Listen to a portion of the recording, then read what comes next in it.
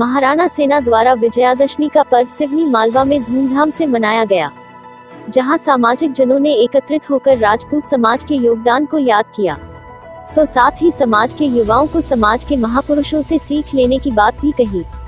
महाराणा सेना द्वारा सिवनी मालवा के एक निजी गार्डन में इस समारोह का आयोजन किया था, जिसमें बड़ी संख्या में समाज जन शामिल हुए। कोरोना काल के चलते कार्यक्रम में कोविड नियमों का पालन किया गया। विजयादशमी के अवसर पर दशहरा उत्सव कार्यक्रम में समाज के वरिष्ठ जनों ने उपस्थित लोगों का मार्गदर्शन किया, तो वही समाज के युवाओं से समाज को मजबूत करने की अपील भी की गई। कार्यक्रम में केसरिया साफा बांधे समाज के युवाओं ने समाज को मजबूत करने का दृढ़ संकल्प भी दिखाया। वो कैसे पिता रहे होंगे, उन्होंने अपने राज्य के सुचारू ढंग से चलाया होगा, या हम कल्पना करें कि भाई कैसा हो, भाई राम जैसा हो, मतलब जिसके बिना भरत लक्ष्मण शत्रुघ्न सब अधूरे थे। तो हम किस प्रकार अपना जीवन यापन करते हैं या किस प्रकार अपना जीवन जीते हैं, वो तय करेगा कि हमारे कुल का गौरव कहाँ जाने वाला है। जो लोग ये बात करते हैं कि भाई राजपूत ऐसे हो गए या राजपूत वैसे हो गए, राजपूत ऐसे वैसे नहीं, राजपूत जैसे थे वैसे के वैसे ही हैं। आज भी हम ऐसे ही हैं, और हमारे ही कारण आज ये धरा जो है वो खुद को गौरवान्वित महसूस करती है। जितने मिट्टी के कण इस भूमि में हैं, उतने ही सिर हमने इस भूमि पर चढ़ाया है, तब जाकर के आज ये स्थिति में आए। तो कभी भी अपने स्वाभिमान को, अपने इसको नीचा मत होने दीजिए, लेकिन आप इसके अधिकारी तब होंगे जब आपका चरित्र, आपका स्वयं का जो ऑरा है, आपका स्वयं का जो तेज है वो सिद्ध होगा। मैं आया बहुत सारी बातें करने के लिए था, लेकिन रामचंद्र पुरबी और राजपूतों ने बनवाया था, जो वहां के जागीरदार थे। मैं सल्तनत काल की बात कर रहा हूँ, जब मुगल नहीं आए थे। उस समय जब बहादुर शाह का गुजरात से आक्रमण हुआ, तब पूरणमल पुरबिया जो यहाँ के जागीरदार, और बाद में एक तरीके से वो इतने स्ट्रांग हो गए थे कि उन्होंने मालवा की सल्तनत पे कब्जा कर लिया था। डायरेक्टली और इनडायरेक्टली वो उसको रन कर रहे थे। तो जब उनको पता लगा कि बहादुर शाह गुजरात से आ रहा है, मुजफ्फर शाह, तो उन्होंने चित्तौड़ भेजा संदेशा मदद के लिए। चित्तौड़ में उस समय यही सिसोदिया गहलोत राजवंश शासन कर रहा था। साहब आप मानेंगे नहीं, रायसेन में जौहर करना पड़ा, उदयपुर की सेना 2 दिन लेट आई थी। ये समय का महत्व है, आप सोचिए, है ना। इसीलिए भविष्य में इस प्रकार के कार्यक्रमों में हम थोड़ा सा डिसिप्लिन जिसको बोलते हैं, है ना। और मैं कहता हूँ घड़िए कांटे से कार्यक्रम चालू कर दो, 3 बार के बाद चौथी बार में सब लाइन पे हो जाएंगे। जिन्होंने चर्चा की कि क्षत्रिय कभी गिरे नहीं थे और क्षत्रिय हमेशा एक हैं, और क्षत्रिय श्रेष्ठ थे, श्रेष्ठ है और श्रेष्ठ रहेंगे। वो इसलिए कि भगवान जो भी आए, भगवान श्री कृष्ण आए, वो भी क्षत्रिय कुल में ही आए। भगवान श्री राम रघुकुल में आए और भगवान श्री कृष्ण यदुवंश में आए। जो पहले सूर्यवंश था वो रघुवंश हो गया, और जो पहले यदुवंश था तो भगवान श्री कृष्ण यदुवंश में आए। यादव, आप बहुत सारे कथा में भागवत वक्ता कहते हैं कि भगवान श्री कृष्ण यादव थे, लेकिन वो यदुवंश था, वो क्षत्रिय थे। हमें अपने जीवन में भगना है तो हमें वैसे आचरण करना पड़ेगा। भगवान श्री राम जैसे आचरण करेंगे तभी हम क्षत्रिय कहलाने के योग्य होंगे। और क्षत्रियों में ये अगर श्रेष्ठता नहीं होती तो भगवान जो भी आए पृथ्वी पे क्षत्रियों के यहाँ ही नहीं आते। ये बिल्कुल बात कहीं ना कहीं सत्य है, और हमें वैसे ही अपने जीवन को बनाना है। हम श्रेष्ठ हैं इसका मतलब ये नहीं है कि अन्य समाज के जो लोग हैं वो श्रेष्ठ नहीं है। हमारा कर्तव्य है हम सबको लेके चलें। अपने समाज के लिए हम श्रेष्ठ हैं, और अपने समाज के लिए हम जो भी कर सकते हैं हमें खुद करना भी चाहिए, लेकिन सबको लेके करना चाहिए। ईर्ष्या दोष, इससे हमको दूर रहना चाहिए।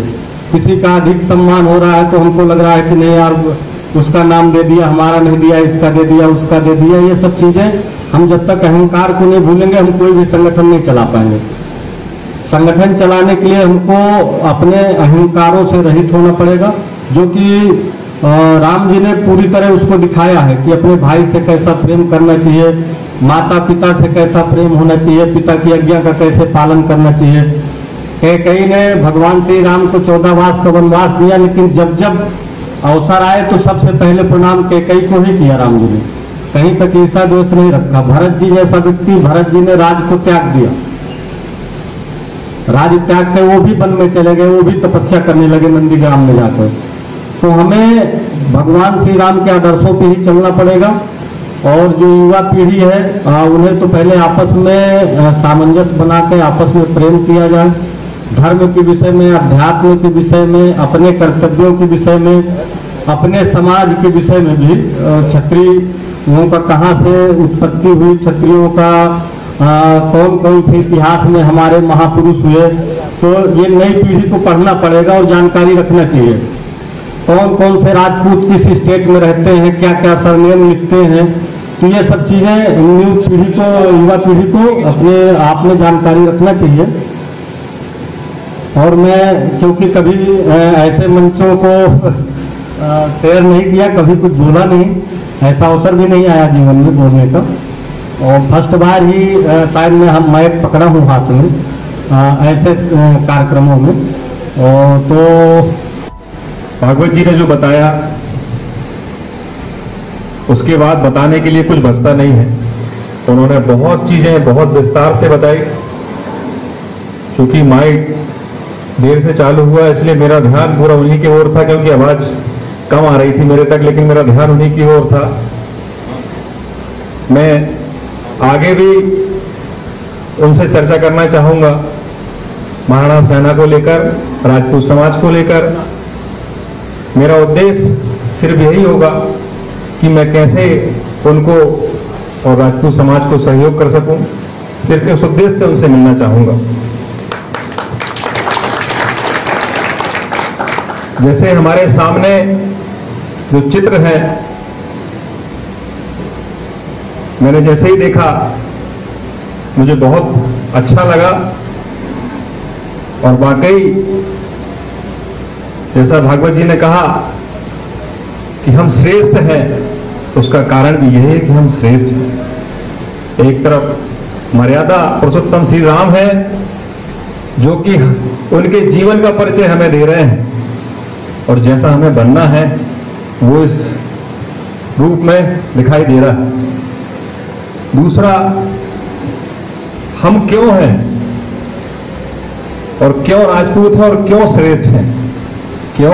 क्योंकि हमें भारत मां की रक्षा करने का कर्तव्य मिला है, इसलिए हम श्रेष्ठ हैं। बीच में हमारे वीर जिनके शौर्य गाथाओं के कारण आज हम हमारा सर गर्व से ऊंचा रखते हैं, उनकी प्रतिछाया है। बहुत ज्यादा नहीं बोलूंगा, सिर्फ इतना बोलूंगा कि जब जब राजपूत खड़ा हुआ है, देश में बदलाव आया है, क्षेत्र में बदलाव आया है, गांव में बदलाव आया है, मोहल्ले में बदलाव आया है, घर में बदलाव आया है। लेकिन राजपूत कैसा हो, जैसा भागवत जी ने बताया वैसा हो। राजपूत सबसे पहले हमें अहम त्यागना होगा। ये एक बहुत बड़ी कमी है, चाहे मैं हो चाहे कोई भी हो। हम राजपूत जरूर हैं, हम श्रेष्ठ जरूर हैं, पर नम्रता को भी हमें एक गहना हमारे अंदर बनाना होगा। तभी हम सब लोग एक साथ रहेंगे, एक साथ आगे बढ़ेंगे और हम अपनों की मदद कर पाएंगे। और जो हमारे और एक जिस दृष्टि से देखते हैं कि ये राजपूत हैं, ये हमारी मदद करेंगे, तो हम उनकी भी मदद कर पाएंगे। और भी वक्ता है यहाँ उपस्थित। निचोड़ में ये हमारे महाराणा सेना के सिपाहियों, बहुत बड़ी बात है कि चरित्र को जितना मजबूत करोगे उतने आप मजबूत रहोगे। आगे बढ़ना है तो अपने चरित्र से मजबूत बनो। ये निचोड़ की बात मैंने देखी है उनके महाभारत में। और दूसरी बात यह है कि मैंने भी प्रदेश का विगत 30 साल संगठन में पटवाई संघ का चला रहा हूँ। तो आज कलयुग में संगठन शक्ति, संगठन शक्ति, संघे शक्ति कलयुगे, यानी कलयुग के अंदर अगर सबसे बड़ी ताकत है तो संगठन की ताकत है। और इस ताकत को जितना आप मजबूत रखोगे, जितना आगे बढ़ोगे ताकत के साथ, आपको हर तरफ विजय ही विजय प्राप्त होगी। आज दशहरा विजय पर्व है, तो मैं चाहता हूं कि आप इतना मजबूती से संगठन को मजबूत करो और लोगों को जोड़ो। जिस प्रकार से आपके अपने हरदा जिले में महाराणा सेना ने जो शुरुआत की थी, और आज हरदा जिला महाराणा सेना के रूप में काफी मजबूत है। और वहाँ कई चमत्कार भी है कि आज अन्य कोई व्यक्ति किसी राजपूत पे अगर आवाज उंगली उठाता है तो वहाँ का संगठन इतना मजबूत है कि सामने वाले को 10 बार सोचना पड़ेगा कि ये राजपूत बंदे के साथ अपन कैसे जाते हैं। तो मैं चाहता हूँ कि सिवनी मालवा में शायद है कि पहला कार्यक्रम भाई वीरेंद्र सिंह उनकी टीम ने रखा है। बहुत बहुत धन्यवाद, साधुवाद। और ये कार्यक्रम ऐसे हमेशा अनुग्रह चलता रहना चाहिए। और संगठन को मजबूत करने के लिए कई सारे जतन भाई भागवत सिंह जी बताए हैं और बताएंगे। और उनके अच्छा मतलब विचार उनको हमारे पास भी नहीं है, ताकि मैं कि उनके विचारों से मैं बहुत प्रसन्न हुआ हूँ। और हम ये चाहते हैं कि आज दशहरा पर्व पे एक संकल्प लें कि हमारे क्षेत्र से, सिवनी मालवा विधानसभा क्षेत्र से हमारा कोई एक अच्छा मजबूत प्रतिनिधि नेतृत्व जो प्रदेश का नेतृत्व करे। हम ऐसा संकल्प लें कि आज पूरी ताकत के साथ हम पूरे एकजुट होकर आने वाले समय में एक हमारा प्रतिनिधि तैयार करें और उसको प्रदेश में भेजें। और आज वर्तमान परिवेश में बगैर राजनीति सपोर्ट के हमारा संगठन बहुत ताकत भी लगाएगा ना। और अगर राजनीति सपोर्ट है तो हमें काफी संघर्ष नहीं करना पड़ेगा, काफी सरलता से हम आगे बढ़ते चलेंगे। ये मेरा सोच है व्यक्तिगत कि वर्तमान समय में राजनीति सपोर्ट में अच्छे काम सरलता से हो जाते हैं, मतलब संघर्ष ज्यादा नहीं करना पड़ता। और वैसे भी अगर संगठन बनाया है और आज महाराणा सेना, तो संघर्ष भी अपने को करना है। और बगैर संघर्ष की सफलता मिलती नहीं है, तो संघर्ष करते चलो, आगे बढ़ते चलो और समाज को मजबूत करते चलो। समाज में कई कुरीतियां हैं, धीरे धीरे दूर होगी। प्रयास सभी जगह चल रहे हैं, प्रदेश स्तर पे, क्षेत्रीय स्तर पे, उनको भी दूर करने के लिए आप लोग संकल्प लीजिए। और आप युवा सूर्य की तरह तेजस जगतमान ऐसे मतलब बनने का प्रयास करो और राजपूती का नाम रोशन करो और दीन दुखियों की सेवा करो। कोई असहाय है उसकी मदद करो, चाहे किसी भी वर्ग का हो। ऐसा नहीं है कि कोई राजपूती हो, कोई दीन दुखी है, गरीब है, असहाय है तो उसकी मदद करो, सहायता करो। और अपने सत्यता और चरित्र दो चीज को मजबूत करती है। आगे बढ़ो, बोलने के लिए बहुत कुछ है और वक्ता भी बहुत कुछ है। धन्यवाद, जय हिंद, जय संघ। दशहरा उत्सव पर किस तरीके का आयोजन किया गया और क्या संदेश दिया गया समाज को? जैसा कि क्षत्रियों द्वारा, क्षत्रियों की परंपरा रही है कि विजयादशमी के दिन शस्त्रों का पूजन होता है। शस्त्र और शास्त्र दोनों का क्षत्रिय समाज पूजन करती है। इसी उपलक्ष्य में आज कार्यक्रम रखा गया था महाराणा सेना परिवार द्वारा, महाराणा सेना जिला होशंगाबाद द्वारा, जिसमें सभी महाराणा सेना के सैनिक उपस्थित थे। और शस्त्र और शास्त्र का विधिवत क्षत्रिय कुल परंपरा अनुसार पूजन किया गया। क्या संदेश दिया गया? इससे यह संदेश गया है कि क्षत्रिय, कोई भी क्षत्रिय अपनी परंपरा को नहीं भूले। विजयादशमी के दिन परंपरा रही है कि इस परंपरा का निर्माण करते हुए शस्त्र और शास्त्र का पूजन किया जाए। दशहरे पर क्या संदेश दिया जा रहा है, का आयोजन किया गया? आज जो कार्यक्रम था वो राजपूत सरदारों द्वारा शस्त्र पूजन का कार्यक्रम था। महाराणा सेना द्वारा आज कार्यक्रम आयोजित किया गया। सभी राजपूत अपने अपने घरों में विजयादशमी पर शस्त्र पूजा करते हैं। आज महाराणा सेना द्वारा सभी लोगों को, तहसील के, जिले के अधिकतर लोगों को यहाँ उपस्थित किया गया और सभी ने यहाँ सामूहिक तौर पर शस्त्र पूजन किया।